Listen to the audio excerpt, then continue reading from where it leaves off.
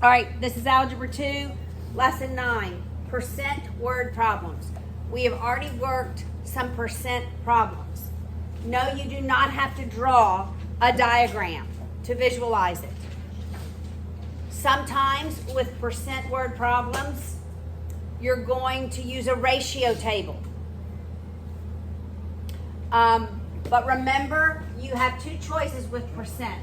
You're either writing the percent over 100 when you hear the word percent, or you can just write in, but when you don't write it over 100, what do you have to remember to do? When you just write in, I'm going to get my answer in decimal form, so I have to move the decimal 2 to the right to get my percent. Okay? All right. You do not have to draw the diagrams.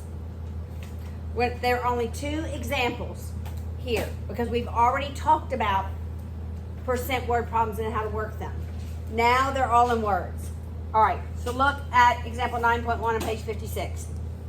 The wood nymphs and maidens gambled and frolicked before the banquet. We have two types of people.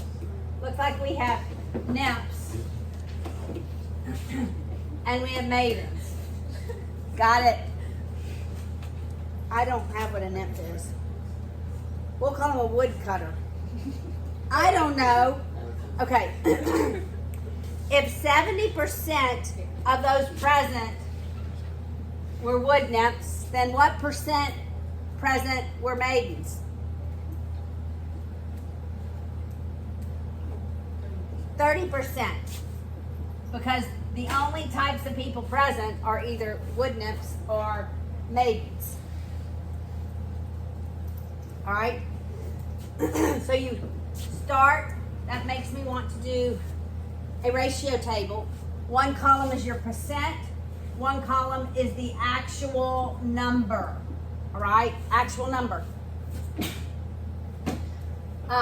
So it says, and there were 120 maids present. That's the actual number. All right? How many wood nymphs came to the banquet? That's what I'm solving for. Okay, I want everybody to look. Normally, we would write 70 over 30 equals x over 120, cross multiply. Okay, but I want everybody to look. You can look and see if there is a scale factor that we multiply to get from one to the other. So you can ask yourself, 30 times what equals 120? Because 70 times that same number has to equal x. So what is my scale factor? Say it. 4. 4. So can you already anticipate how many wood nymphs there are? How many are you anticipating? Tell me. We said 4 is our scale factor. What do you think, Julia? 280. Correct. So if I multiply this by 4 to get to 120, I multiply this by 4. I multiply this by 4 to get to the total. All right, but let's prove it. Somebody do 70 times 120 in your calculator. It's 8,400. 8,400. Then divide that by 30. 280, correct? 280? You did it? Thank you. All right, so oftentimes you can anticipate a scale factor and automatically know what the answer is. That is not in every case. All right, so there's these types of problems, but then there's types of problems like example 9.2. Look at 9.2.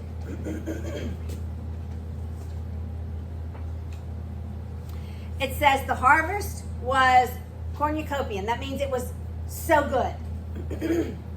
As it was 120% greater than last year. Everybody listen. when something increases, then it increases from some value. Do you agree? It does. All right. So anytime we have an increase of 120%, we're always going to say that last year it was 100%.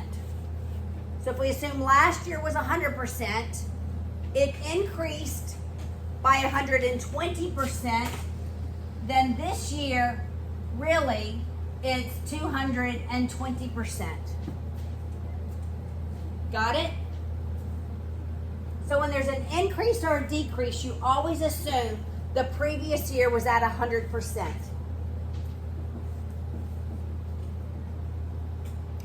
If the yield was, that's the yield this year. That's not the increase, that's not last year. Do you understand that? If the yield was, now here's my actual number, 140,800, how many bushels were harvested last year? Now I'm not looking at this middle column at all, right? I'm writing 100 over 220 equals X over 140, 800, right? I'm ignoring this middle. I needed the middle to get this year. If I didn't know what the increase was, I don't know what the percent is this year. Does that make sense? So it's X over 140, 800. You cross multiply. Actually, I'm going to go ahead and eliminate a 0 before I multiply. The 100 over 220 is the same as 10 over 22. You got it? All right. So I'm going to eliminate a 0, and then I'm going to multiply. So that's 22x equals 10 times that. I'm just going to add a 0. And then you divide by 22. All right, so somebody tell me what the harvest was last year. Should it be more or less than 140,800? More. Should it be less than half or more than half of that? Should it be more or less than half?